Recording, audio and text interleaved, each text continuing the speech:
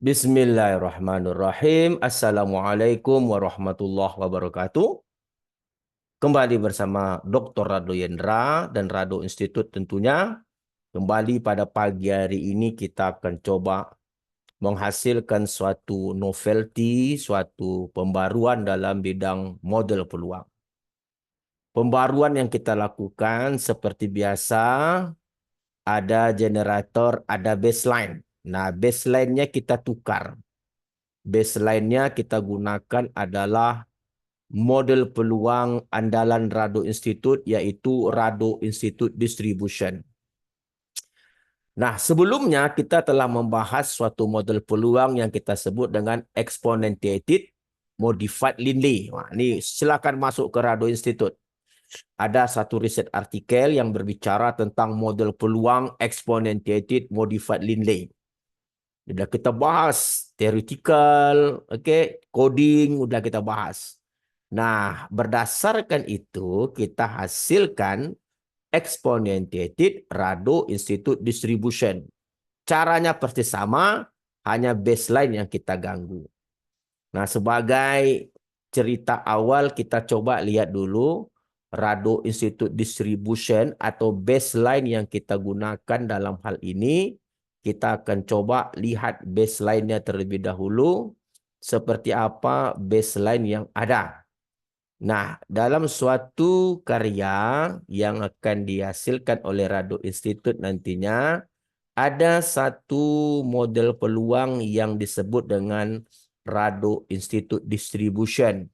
Model peluang ini adalah campuran dari atau mixture dari berbagai fungsi densitas gamma. Jadi campurannya itu tidak hanya 2 gamma, tapi ke K gamma. Penjelasan lengkap silakan masuk ke Rado Institute. Kita telah jelaskan detail dari mana datang Rado Institute Distribution. Secara umum, bentuk umum Rado Institute Distribution itu dapat kita lihat fungsi densitas model peluangnya ini. Ini adalah fungsi densitas peluang Rado Institute Distribution. Untuk K-nya kita tukar. Berbagai bilangan K-nya inilah yang menunjukkan banyak campuran. Kalau 2 campuran berarti K-nya 2. Kalau ada 20 campuran berarti K-nya ada 20. Berarti ada 20 gamma yang dicampurkan. Dengan teori pada hari ini kita ambil campuran 3 gamma. Nah, ini campuran 3 gamma untuk K sama dengan 3. Nah, ini fungsi densitas peluangnya. Ini baseline kita. Ini PDF baseline kita. Nah, dengan kumulatif baseline, nah ini kumulatif baseline kita, di mana dalam Rado Institute, fungsi kumulatif dari Rado Institute Distribution itu ini fungsi ini kumulatifnya. Lower in sigma, lower incomplete gamma, ini lower incomplete gamma nih namanya. Dikali theta berpangkat K kurang 1 dibagi sigma, fungsi gamma kali theta berpangkat K kurang I.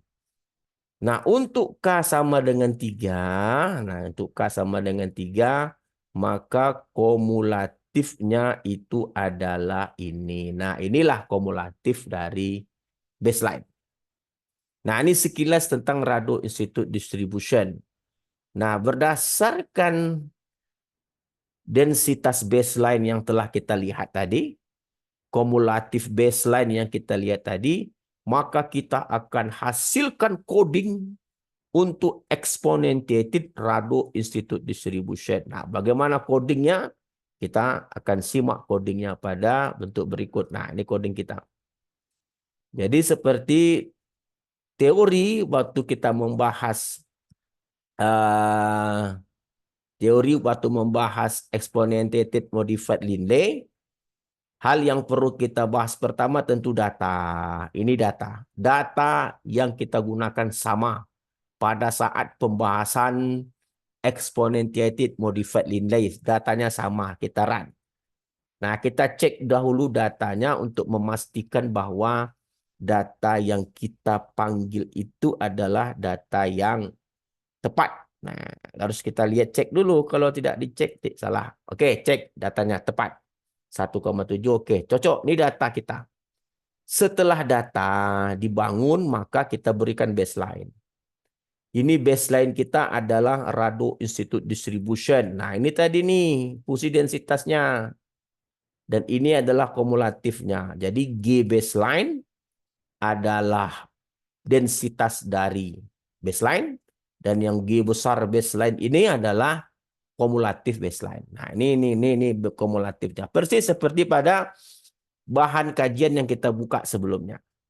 Lah, masuk kita ke exponentiated Rado Institute Distribution. Nah, ini adalah bentuk dari generator yang digunakan pada kajian sebelumnya. Kalau sebelum kita ganti G kecil, G besarnya ini masih bersifat generator. Tetapi dalam coding ini G kecilnya sudah kita masukkan G baseline. G baseline-nya mana? Ini G baseline-nya.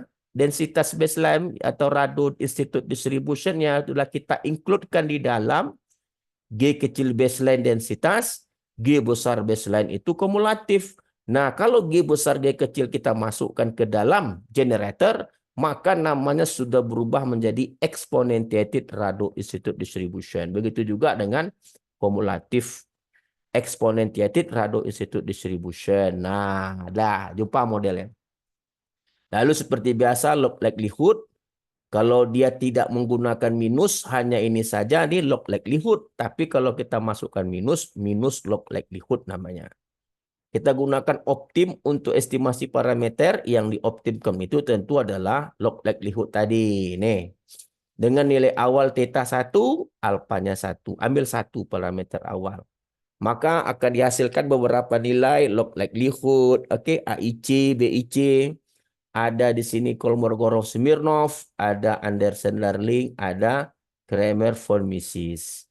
Karena semua sifat uji kebaikan ini atau goodness of fit tergantung kepada kumulatif, maka kumulatif kita sebut dengan F model, ini kumulatif model, di mana kumulatif model itu sendiri adalah CDF erit atau tadi kita sebut dengan kumulatif dari exponentiated Rado Institute Distribution. Mana dia? Ini dia nih, yang CDF erit tuh ini. Nah, semua good of fit test atau uji kebaikan itu bergantung pada ini. Kolmogorov juga bergantung kepada empirical, kumulatif empirical tuh ini. Ini kumulatif empirical namanya.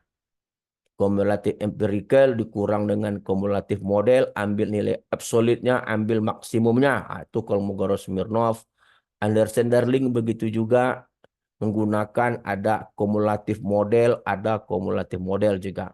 Begitu juga Kramer-von Mises bergantung kepada kumulatif model. Nah, output nanti kita lihat ada AIC, BIC, Kolmogorov, Anderson-Darling, dan seterusnya. Coba kita run, kita lihat output yang diberikan. Oke, kita coba lihat. Kita jalankan saja, ambil semuanya balik. Kita lihat. Oke, mantap, jalan semua.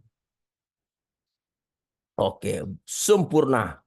AIC-nya sama 108. Nah, BIC 192,00 hampir sama.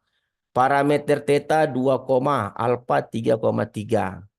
Dengan Kolmogorov-Smirnov 0,07, Anderson-Darling 0,3, Kramer-von Mises 0,06. Nah, kita lihat ketangguhan parameter ini kita ujikan ke dalam density plot dan kumulatif plot. Nah, kita lihat.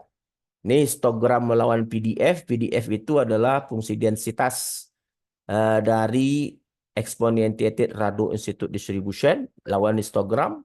Kalau kumulatif dia nanti melawan empirical. Ini adalah empirical melawan kumulatif model. Kita runkan saja. Kita lihat hasilnya. Apakah bagus atau tidak? Sangat sempurna. Yang warna merah itu adalah model kita. Kebaruan model yang kita sebut tadi dengan exponentiated Rado Institute Distribution. Anda lihat dia sangat sempurna menangkap histogram. Sangat baik sekali. Dan kumulatif model itu yang warna biru. Itu juga sempurna menangkap yang warna hitam itu kumulatif hampiran. Jadi dari dua hal ini kita lihat sekali lagi kita dapat memastikan bahwa coding-coding yang kita hasilkan di dalam Rado Institute ini sangat baik sekali dan sangat siap pakai. Oke, sangat siap pakai untuk data-data yang ada. Semoga ini dapat menjadi motivasi bagi mahasiswa untuk melakukan penelitian tentunya, dan para peneliti-peneliti yang memerlukan model-model sebagai pembanding atau alternatif model yang ada, silakan gunakan gratis, free, tidak perlu bayar. Saya rasa cukup kajian kita pagi hari ini. Rado Institut Rado Yendra undur diri. Assalamualaikum warahmatullahi wabarakatuh.